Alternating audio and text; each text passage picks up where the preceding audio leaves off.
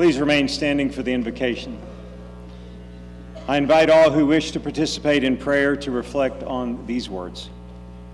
Creator, Redeemer, and Sustainer, we are ever thankful for your presence with us. We give thanks for the gift of this day and ask your blessing on this evening. We gather from many faiths, backgrounds, and traditions, honoring our unity amidst our diversity, to celebrate these young adults moving into new places with new people and new experiences. We have faced chaos and adversity these last 3 years, yet from pandemic lockdowns, isolation, and little face-to-face interaction, we have persevered, and we are now inches away from the finish line. Thankful for a school that has provided a safe place to learn and a solid foundation to build upon. We are ready for the next step in life. Thankful for the teachers who have richly loved and cared for us, families who have cheered us on to the finish line, and friends found among our classmates. The hardships and tears, the jokes that will be laughed at in years to come, and the relationships that we will carry with us beyond these walls. We are grateful for all this. Bless our time together. Amen. You may be seated.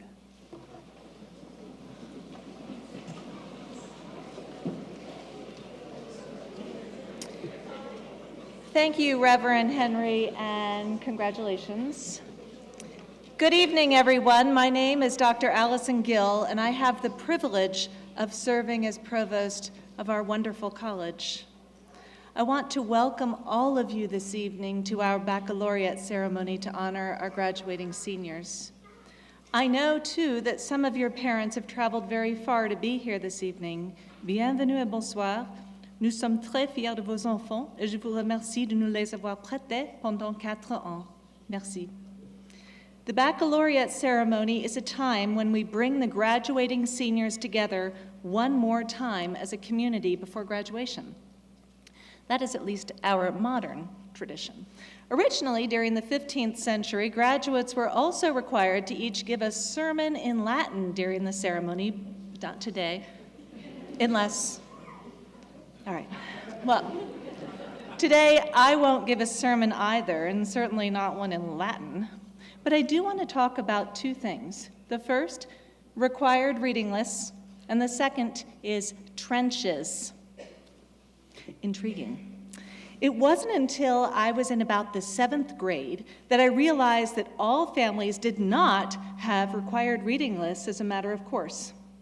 While my friends were reading whatever they wanted, Nancy Drew, Hardy Boys, both excellent book series I hear, although I never got to read them, my brother and I had to read Hemingway, C.S. Lewis, books about sailing and knots, and obscure books about Scottish historical figures, particularly Bonnie Prince Charlie. Well, as it turns out, I loved C.S. Lewis and the Narnia series. In a world that for me was often very small and regulated, he introduced the idea of a world within a world, Narnia, where magic was not only possible but fell like snow. So where does the trench come in? Many sacred spaces, like Stonehenge, for example, often had a large trench surrounding them.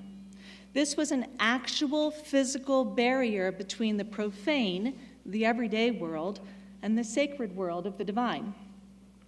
I don't want to talk about Stonehenge today. I want to talk about that trench. This is what we call a liminal space, which comes from the Latin word for threshold. It was a place that exists between what was and what will be. It is quiet, filled with smoke or fog, and in C.S. Lewis's version, mystical creatures and something called Turkish delight that I wanted terribly until I tried it later as an adult. So, the liminal space is where you are right now.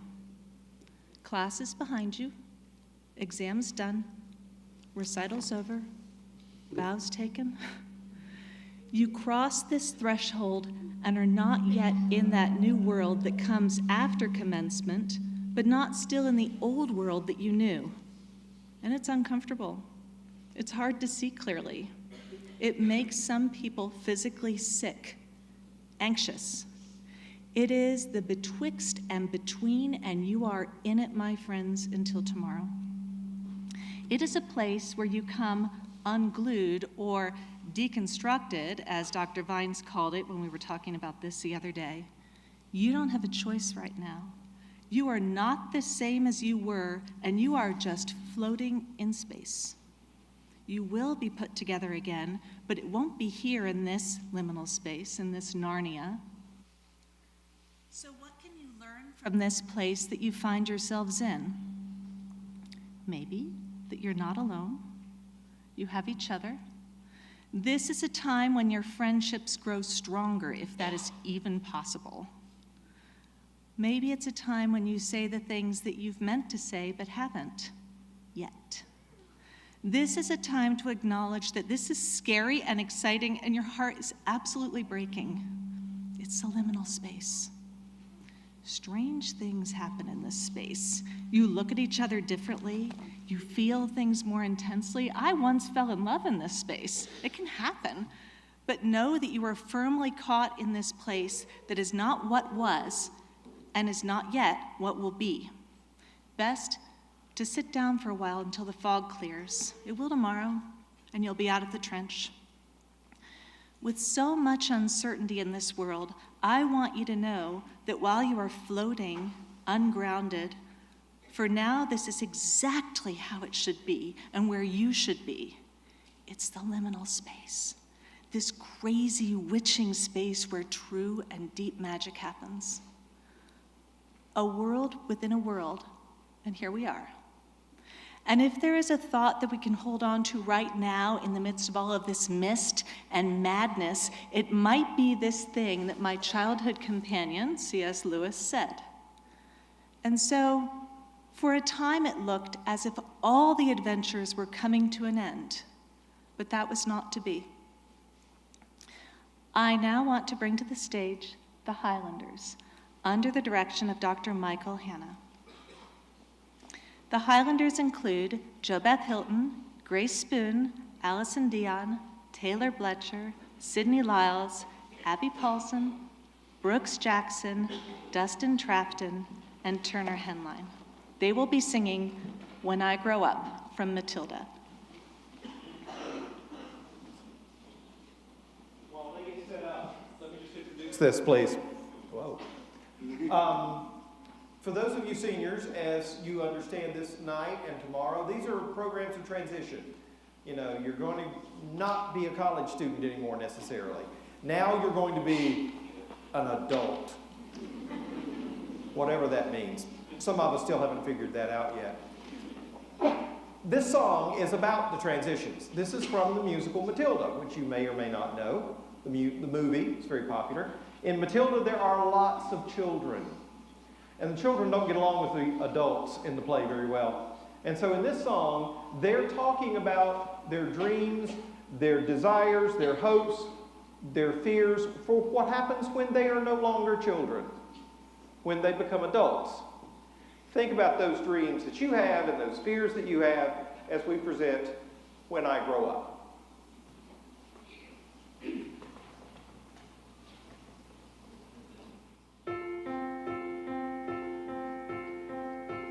When I grow up, I will be tall enough to reach the branches that I need to reach to climb the trees you get to climb when you're grown up. And when I grow up,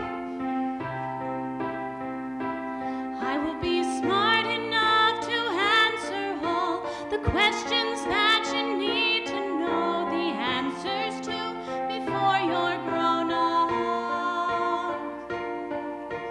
And when I grow up, I will eat sweets every day on the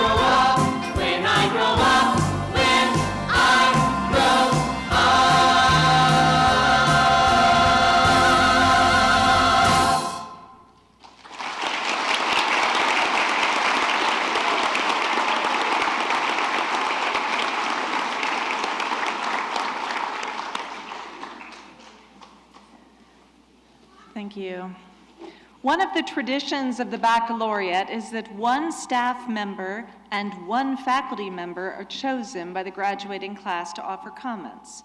This year, we will have one faculty member and then one staff member speak from the main campus and one staff member who represents our online distance learning program.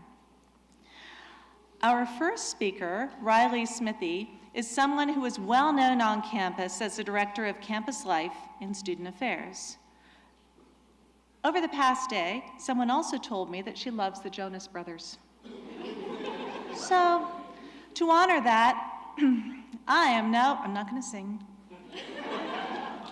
So to honor that, I am now going to finish this introduction by using the titles of the top 7 Jonas Brother songs. I bet you didn't see that coming. So, fasten your seatbelts, folks. All right. 7. Tonight, I want to begin this introduction by saying she is a sucker for students. When she is not burning up the floor as instructor of a Zumba class, she's always willing to go the extra mile. While I'm not sure what her legacy will be in year 3000, I was really stretching there. Surely her passion to help students will remain. She is only human, but is a highly respected member of the Student Affairs staff with over 8 years of experience here. When you look me in the eyes, Riley, your enthusiasm knows no limits. It's difficult to explain all the SOS work that Riley does, but her work speaks for itself. Hey, Riley, did you ever think those dreams could become a reality? Whoa, oh, and all you did was just believe. Please help me welcome our very own Riley Jonas Smithy.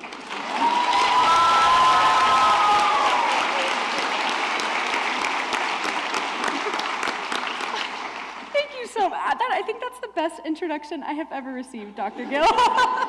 Thank you. Well, it's really fitting, though, that you shared that, because for those of you who might have been here for one of my first campus life presentations, that's one of the facts I share about myself, is that I love the Jonas Brothers. And instead of a headshot, I have a picture of me at a Jonas Brothers concert. So, so I feel like it's a perfect, so thank you so much. And now you're giving away that I just signed up for pre-sale tickets to Charlotte and Chicago and Raleigh. So good evening, family, friends, and our class of 2023. Tomorrow's the start of a new chapter for all of you. Y'all are graduating. We're all so proud of you. And I remember sitting in your exact seat about 8 years ago. That seat was 500 miles away at a small college on the coast of Florida where there wasn't a chance of snow in the forecast the week of graduation. But regardless, I remember sitting in your seat. It was a lot warmer of a seat, but it is warm today, so thank for that. But I do remember being exactly where you're at today. I think one of my favorite things about working at Lees-McRae is that I can connect with so many of you every single day. I get to know how you're doing in life, how your classes are going, who's breaking up with who, who's dating who, and really most importantly, how you're feeling. So I want to do that really quickly. I want to take a few seconds and check in with yourself real quick. How are you feeling? Are you feeling excited? Are you feeling pride, anticipation, sadness, fear, bittersweet, anxious, love? Know that whatever you're feeling right now, it's valid. And it's easy to want to dismiss our emotions, but I want you to remember and recognize and feel your emotions. Don't dwell on them, but recognize them. As you can tell, college and just life itself goes by incredibly fast.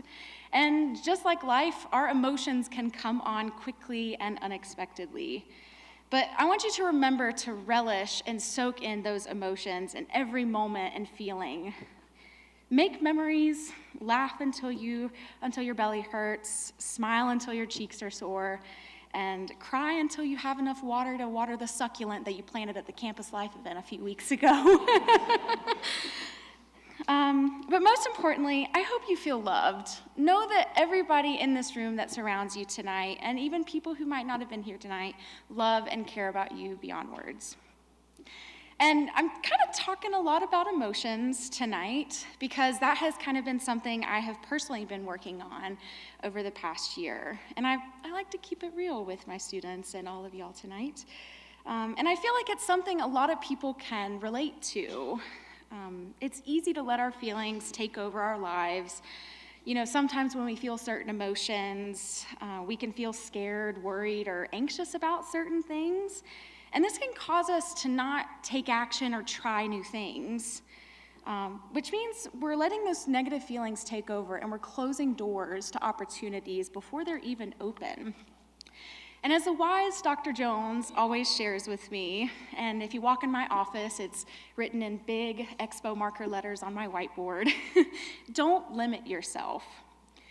If you don't know, this is my first time ever writing a speech, not performing. I've talked to a lot of you in person, but actually writing a speech. And so when Dr. Gill reached out to me and informed me that you all voted on me, that made me feel so special, and I felt so honored to be chosen for such an opportunity. But I also felt scared. I immediately felt scared, and so scared that I thought about saying no to this opportunity to speak with y'all tonight. And after thinking about it for a day or so, I decided to not let this fear hold me back from trying something new. A real quick question and survey for the room. Who in here watches and maybe unashamedly loves Ted Lasso? So one of my favorite Ted Lasso quotes that he shares is, "Taking on a challenge is a lot like riding a horse, isn't it? If you're comfortable while you're doing it, you're probably doing it wrong." It's important to continually push ourselves outside of our comfort zone and do those things that scare us. And I remembered this quote after Dr. Gill asked me and after pondering on it for a few days. And I decided that speaking tonight was something I definitely wanted to do. I overcame that first scary feeling that was gonna immediately hold me back. But those feelings didn't stop there. And overcoming those scary feelings are gonna happen more than once in your life. Heck, even as I was writing this speech, admittedly last night, I was doubting myself. I kept thinking, like, am I making a personal connection? Does it tie into the message I want to share? Am I rambling? Some of y'all might think I'm rambling, but we're getting there. But amid all of these scary things, I continued and I pushed myself outside of my comfort zone. And I know most of you in this room have probably felt those exact same feelings of fear and doubt. You could have felt them when you were applying to college, particularly even Lees-McRae. You could have felt them when you're applying for some of your internships for your program, or even right now as you're about to graduate, searching for full-time jobs or graduate school opportunities. And it's so easy in those moments to want to back down so you don't feel those scary things anymore.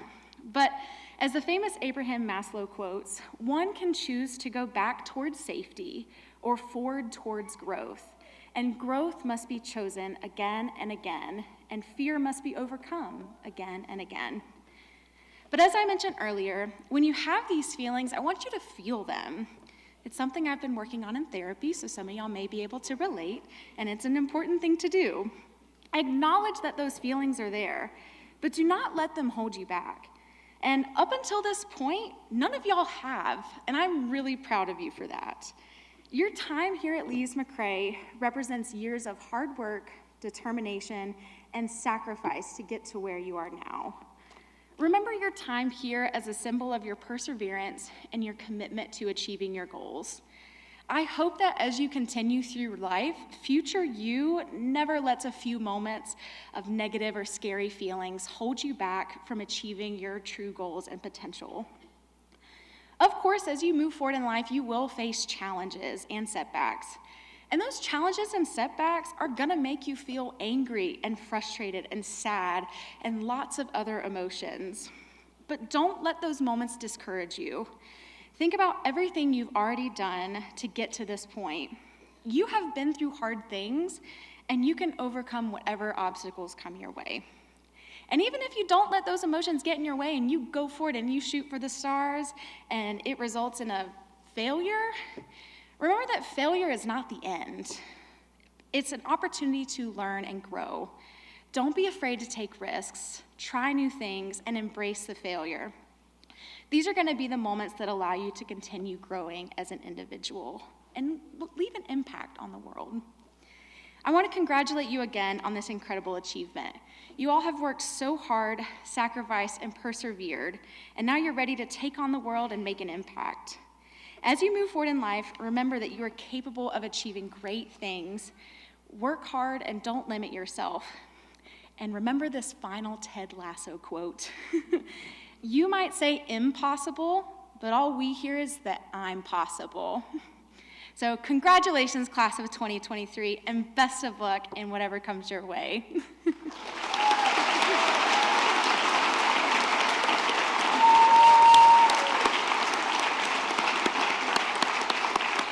Thank you, Riley. Our second speaker this afternoon will be someone whom many of you here will be meeting for the first time, although our online learning folks know her quite well. For our students who are online and trying to find their way, she is both Sherpa and compass. She also has a wicked sense of humor, which always helps, and she has an infectious laugh. Please help me welcome Ms. Kara Fulton, our Student Success Coordinator for Online Distance Learning.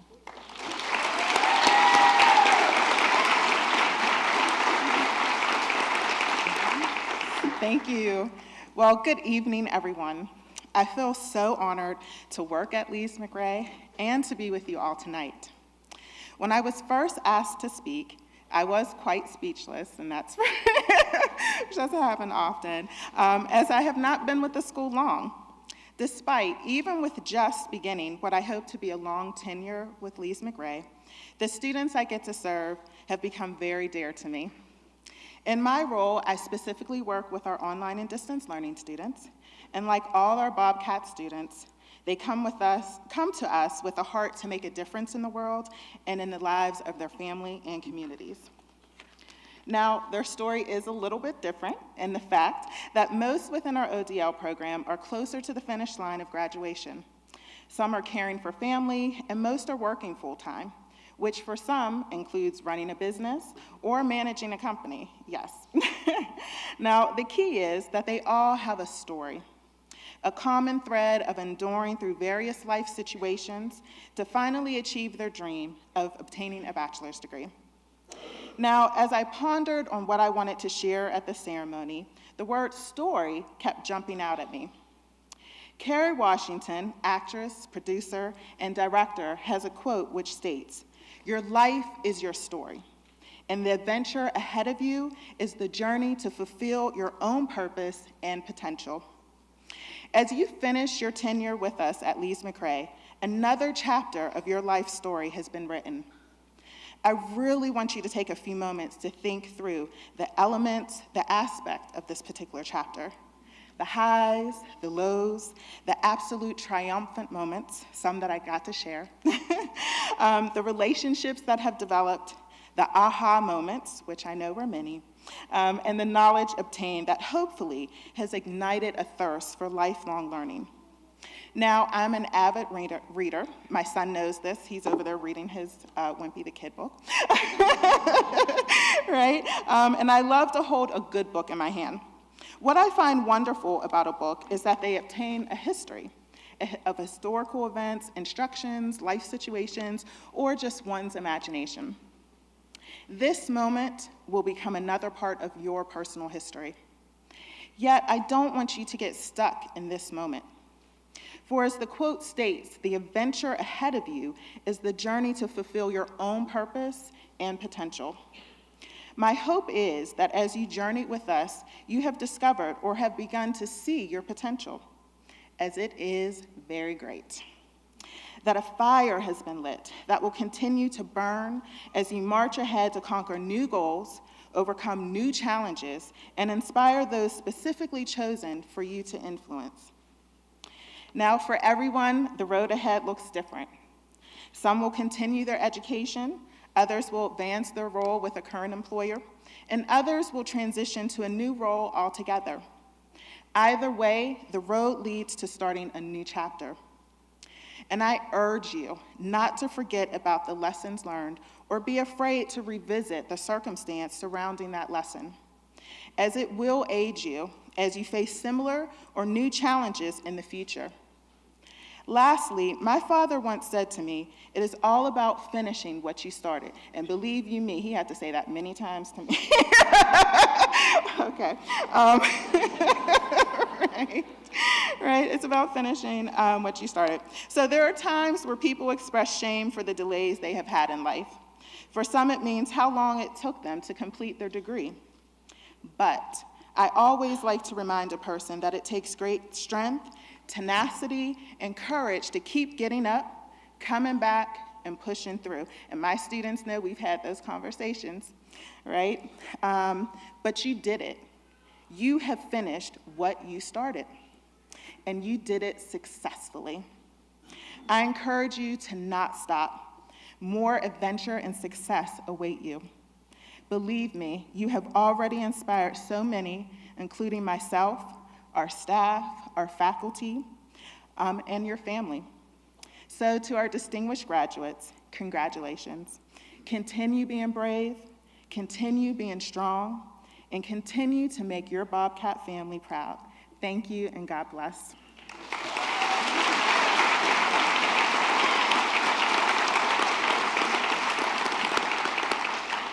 Thank you, Kara. When not in class, our final speaker can be found in the May Wildlife Rehab Center, where she is tireless in her care for wildlife and committed to the education of her students. She incorporates a One Health approach into her teaching and rehab techniques, which means that she believes that humans, animals, and the world that we live in are inextricably linked. What you might not know about Dr. McNamara, sorry to say things, is that she also excels at bowling and has been known to rescue stray kittens as she drives down the road. She's also been known to take a sled out on the frozen mill pond to rescue injured ducks. One of her colleagues called her, quote, an amazing professor, a great colleague, and one of the most inspirational human beings I've met at Lees-McRae. Another of them said, wild animals that draw blood on other workers at May Wildlife don't even try to get away from her grasp and her animal Zen energy. We are so fortunate to have her here, and I'm delighted that she's offered to give some comments today. Please help me welcome Dr. Amber to the stage.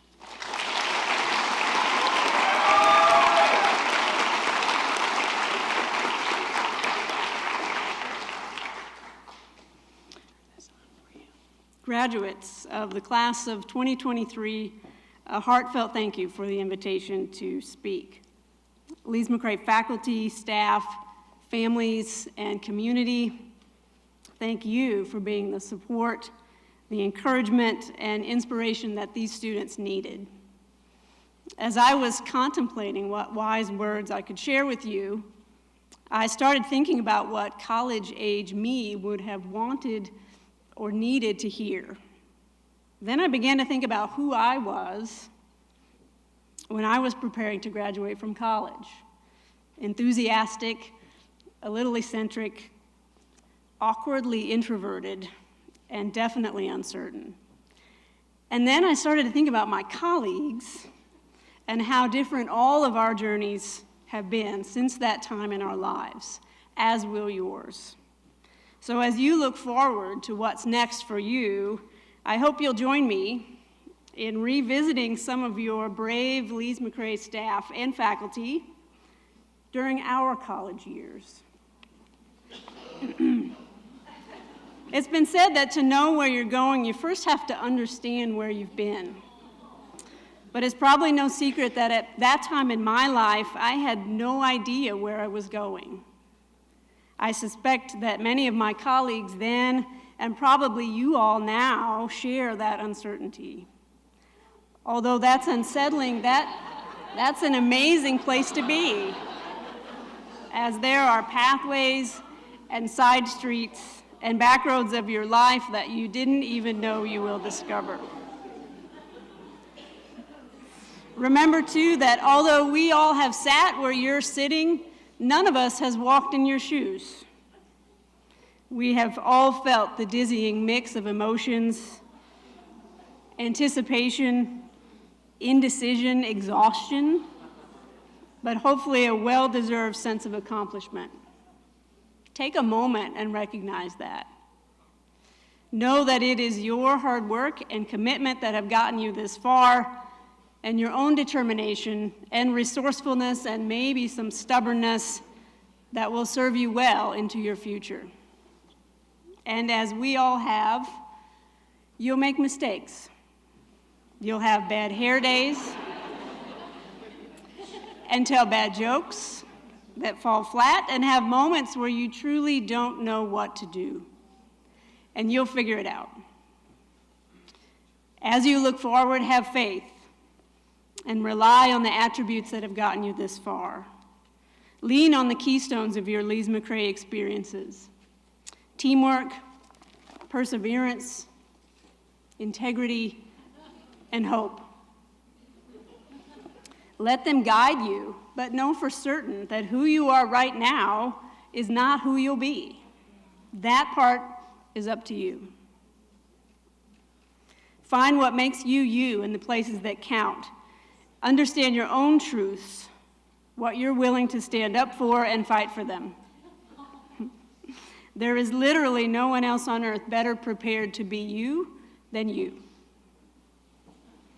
But recognize that everyone's journey looks a little bit different, and that's okay.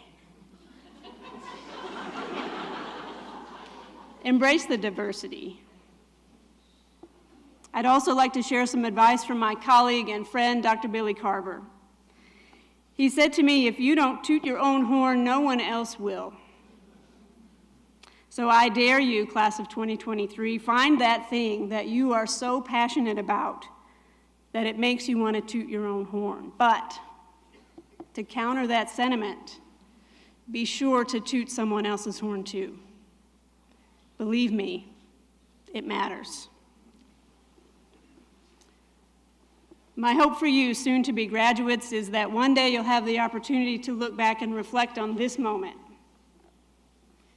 Whether in 1 year or 10 years, or if you're fortunate, 25 years or more, and measure your successes in the people and the animals and the plants that you have helped, the gratitude that you've shown and the kindness that you've shared. I hope you all recognize the potential for yourselves, your community, and fighting for causes bigger than any of us. Take care of each other, and I look forward to where your future takes all of you. Best of luck, class of 2023, and thank you.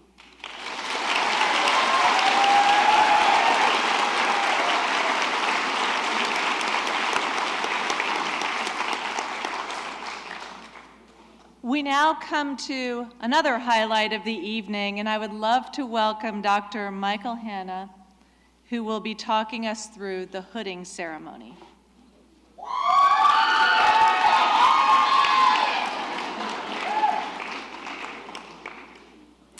Several years back, when we started this, we were doing this ceremony, I used to get so OCD about seeing graduates on graduation day, and it looked like they had slept in the robes. Everything was crooked, it was wrong, it was inside out, and I thought, oh, this is just no. The theater costumer in me wants to tell you how to wear your clothes. And so I volunteered. I went to Dr. Casey Crabtree, who was our provost at the time, and I said, Casey, can I please have a chance to go over this and do it as methodically as I can do it? And she said, yes, that would be fine, because nobody else wanted to do it. So I got the chance to do it. She said, I'll send you the script.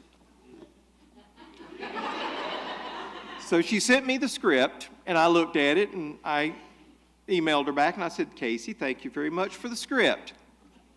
Can I do it my own way? Sure, fine, go ahead. Casey knew me well enough. So I've been doing this for quite a while, and I thoroughly enjoy it because, I face it, I like clothing, I like costuming, and I'm bossy. So what we're going to do tonight is talk a little bit about what we're wearing. And I know that doesn't normally come under, ceremonial conversation, but every few times during a year, graduations, convocations, any kind of ceremonial situation, we wear these things. We wear this stuff. We don't wear it every day. I know you've seen a Harry Potter movie where the kids are always walking around school at Hogwarts wearing their little robes and all that. At least we don't make you do that, folks. And believe me, faculty does not want to wear this stuff every day of the year either. So we only wear it on special occasions because it's a part of the ritual. It's a part of the ceremony. It sort of keeps you in the lineage, in the lineup of the years, because we're all doing it the same way we've been doing it for a long time. There's something to be said for changing things up every now and then, but then there's something to be said for keeping it the way it's always been. And these outfits that we wear are very old, actually. The concept is very old. These things that we call either academic gowns, academic robes, together with all the stuff, we call it academic regalia, is centuries old. This stuff all goes back to the Dark Ages and the Renaissance.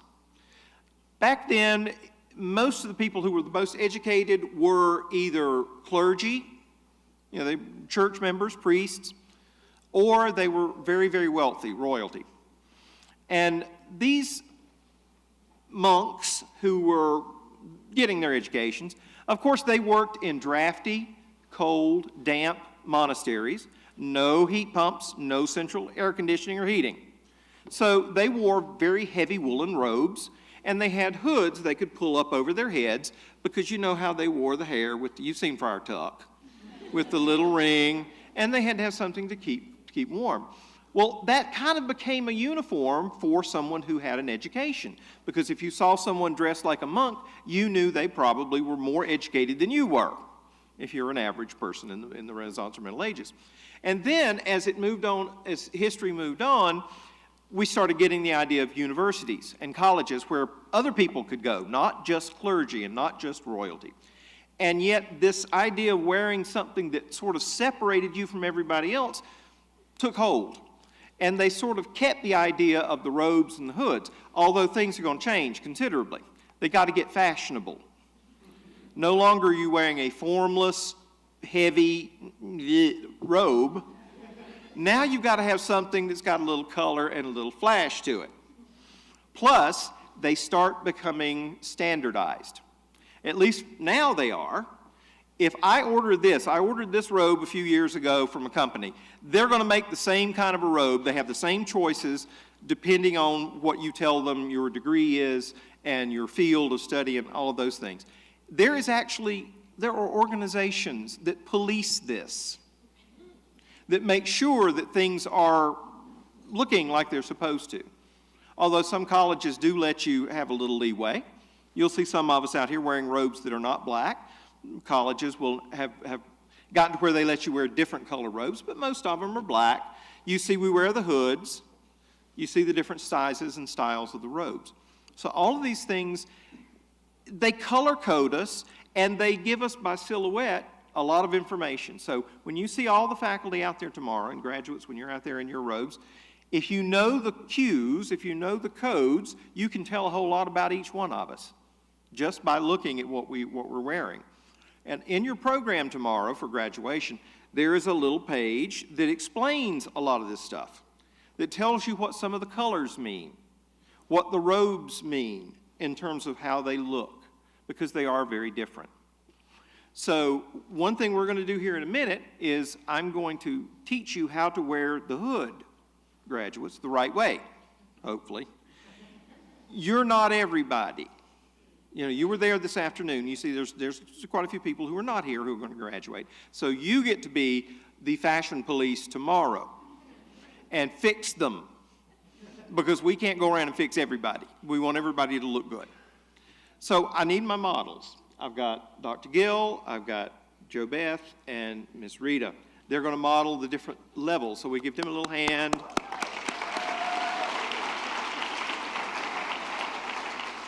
can be right here, Jo Beth on that end, and Miss Rita will be right in the middle. I asked you to get one person from each of the levels of academic ladder so that you can see how these robes are a little different. So when you start with the undergraduate, that's the basic level of the robe. Jo Beth is an example of the undergraduate robe.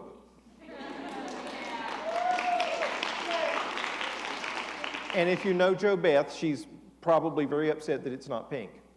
Sorry, we don't let you wear a pink robe. But you can see the undergraduate robe is fairly simple. It usually is about to the knee or a little below. It's fairly simple in the front. It has bell-shaped sleeves, but you can see they're open on the ends. There's no decoration on the robe. There's no velvet, no cording, that sort of stuff. So that's what a basic undergraduate baccalaureate robe looks like. You move one step up to the master's degree, whether you have a Master of Arts, Master of Science, MFA, whatever that level is. Miss Rita is modeling one of my originals that I made for her several years ago.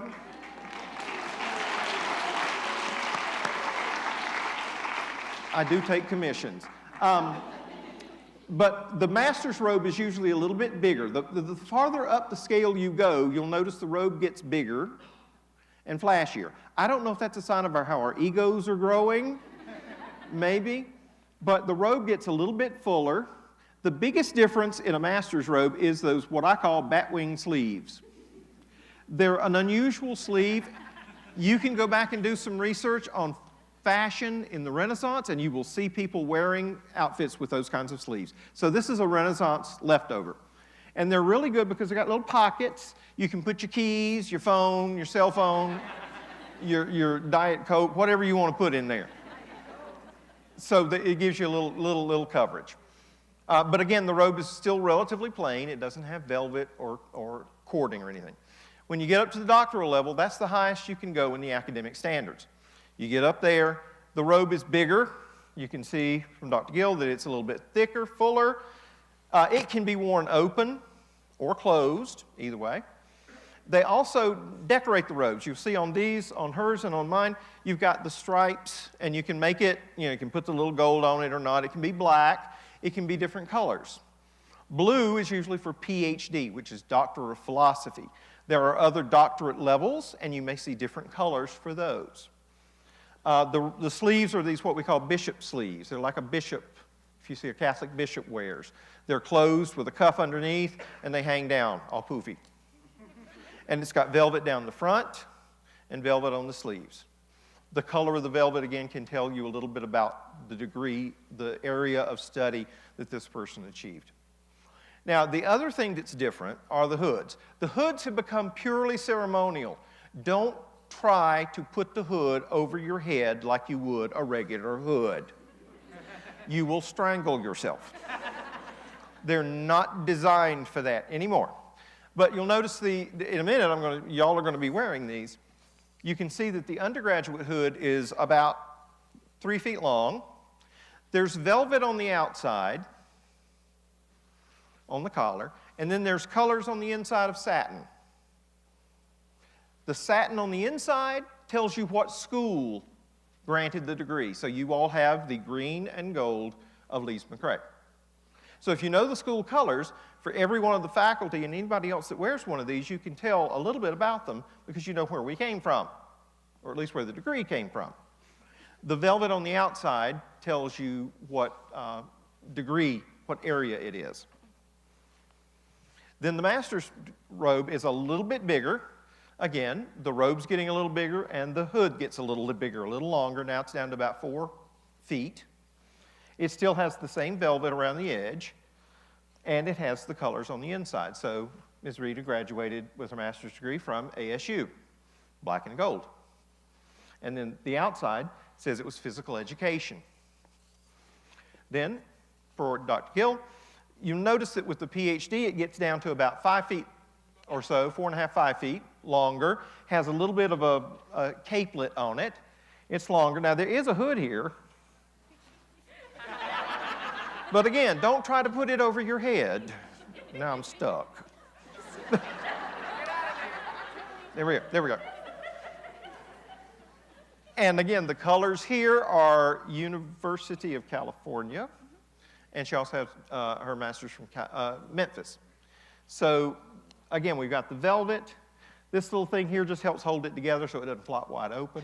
As soon as you sit down, these go wrong. So we sit around and we fix and we fix, and then we sit down and we stand up and we're all wrong again. That's just the way it works. But you see how it folds out and gives you a capelet. So again, it gets a little longer, it gets fuller, and it gets more decorated. And the colors, again, on that program tomorrow, you'll see a chart that sort of tells you what some of the basic colors are. So you can look at someone and tell what area they have their degree, and you can also tell, again, if you know the school colors, where they came from. Okay? So mine is Texas Tech, red and black. Yeah, whatever. It's been so long, I don't even remember. So you can see as you move up the line how things change. But again, silhouette, color, decoration, you can tell a whole lot about people in the academic circles if you know what to look for. You guys can go back. Thank you very much. Give them another hand.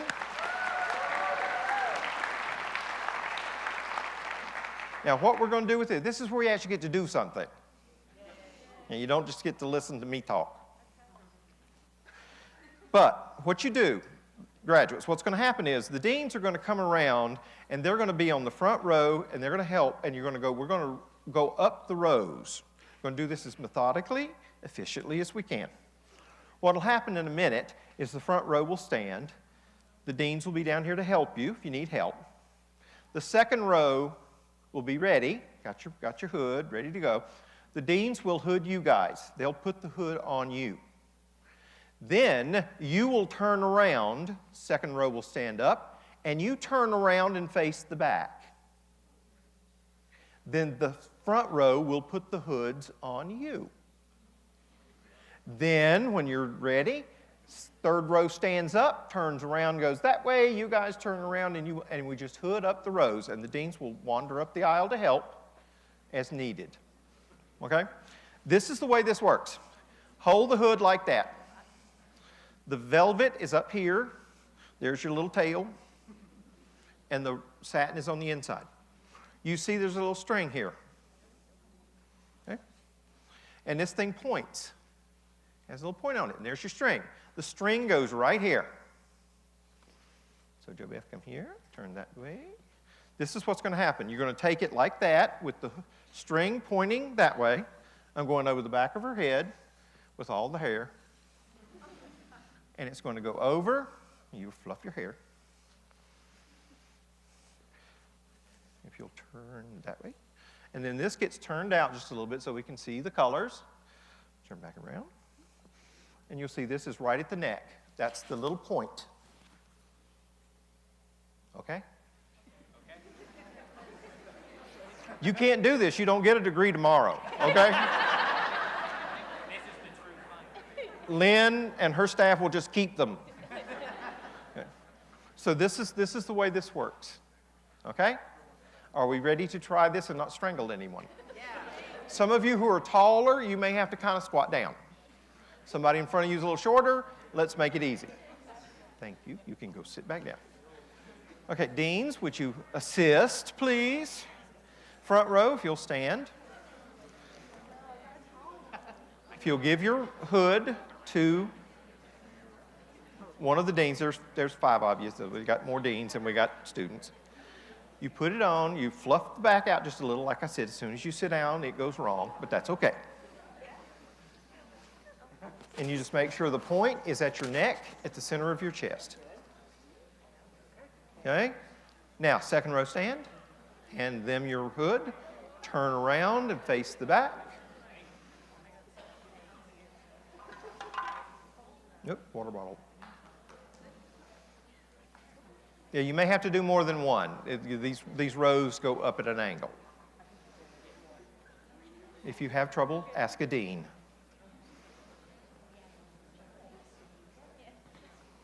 When you're done, third row stand, please. Turn around. and we just keep working our way up. It takes a minute. You can sit.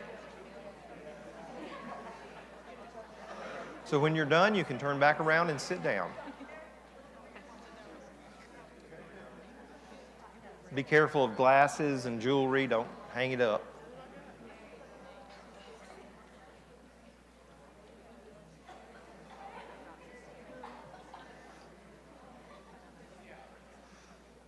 In some graduation ceremonies, this is part of the actual graduation ceremony. We do it separately.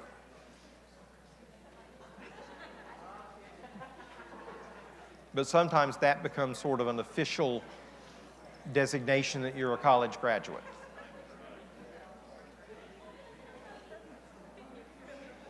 And try to remember how this goes tomorrow so you can get yours right, and like I said, you can fix everybody else who is not right.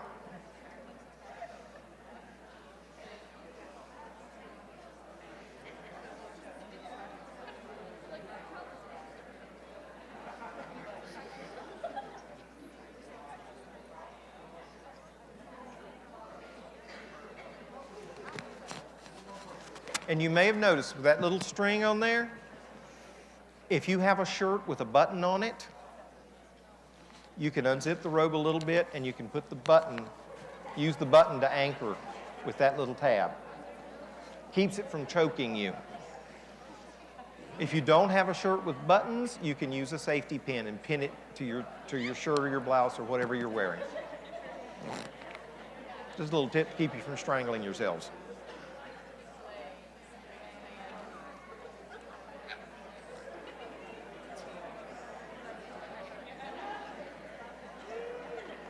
We're getting there. We're about halfway, a little over halfway done.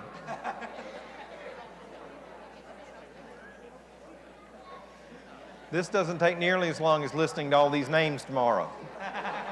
So practice patience.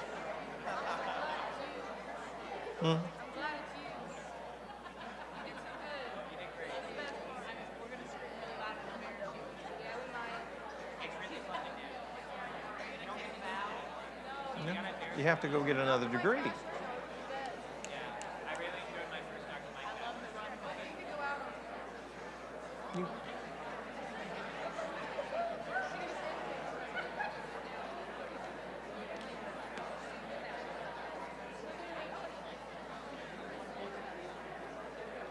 This just makes you much more official. That's all.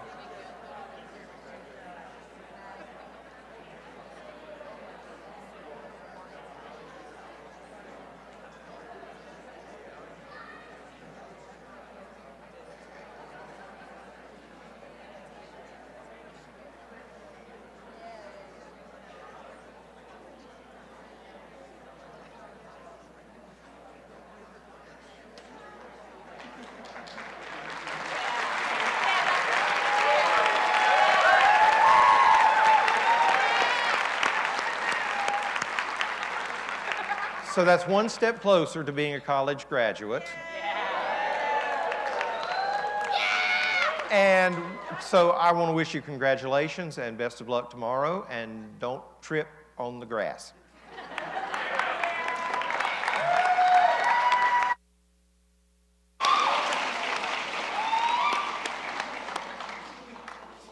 Thank you. So before I introduce the president of our college, many of you hopefully did see the performance earlier today at lunchtime where the president sang, and I think I'd probably give just like a couple dollars to get a copy of that video. So if anybody has a copy of that, I would love to see it, just to have, just to. And I have to say too, that song, I have gone 20 years without hearing that song, and it's been in my head all day. I've been like driving down the road, anyway. The president of a college is not just a position. It is not just a job. The president, our president, my president, bears the heavy mantle of stewardship of this college and communicates a vision which then becomes a shared vision of our future. I am grateful for his leadership, and now I would like to welcome President Lee King to the podium to offer his closing comments to you this evening.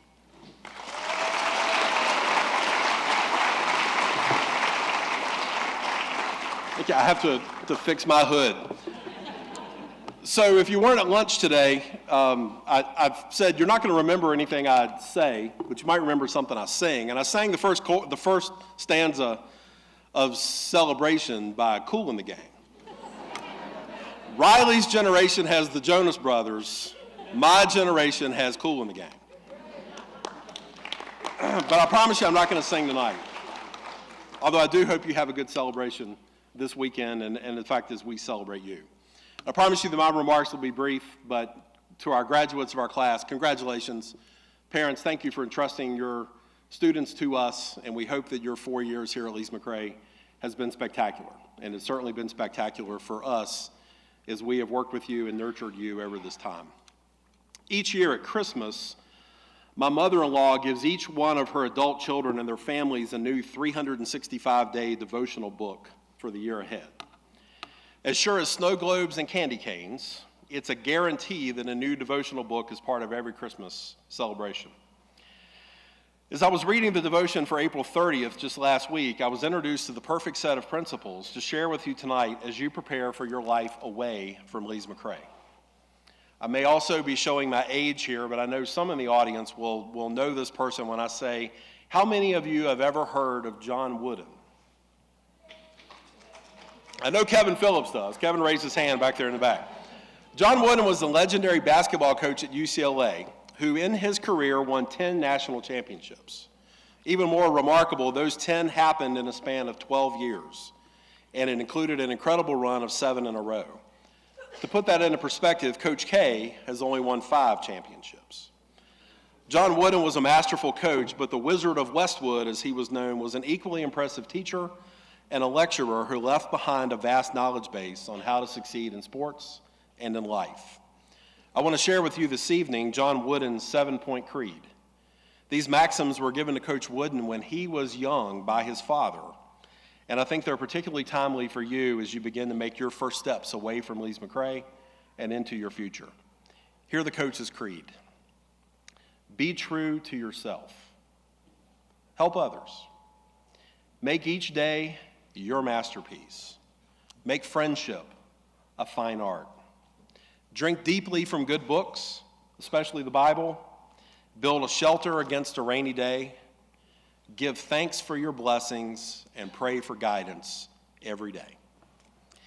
Each day of your life, you'll be given an opportunity to demonstrate what you stand for. Perhaps it's your faith.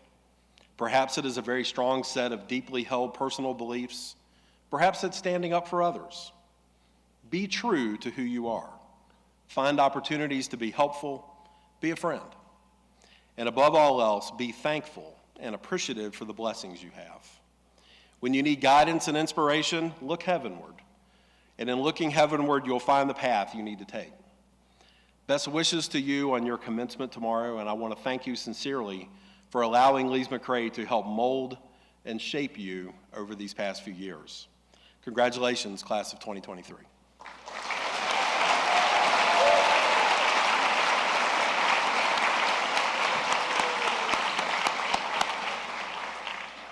Thank you, Dr. King. Following this ceremony, we would like to invite everyone to join us for refreshments and fellowship in the King Chevelle Lounge, which is right next door. I would now like to welcome the Reverend Ted Henry back to the podium to offer a closing benediction.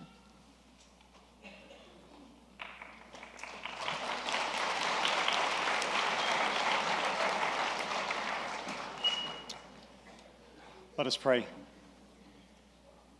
Creator of all, great spirit in the winds, we give thanks for the faculty, the staff, and all who had the privileges to give of themselves to teach and inspire these young minds. We ask your wisdom to be upon these students as they step into this new chapter of life. Guide them as they face the challenge of new tasks and responsibilities. Empower them with the strength to overcome any fear or anxiety of failure. Infuse in them the courage to eliminate any self-imposed limitations. Grant them the wisdom to recognize great opportunities are often hidden under the guise of impossible situations.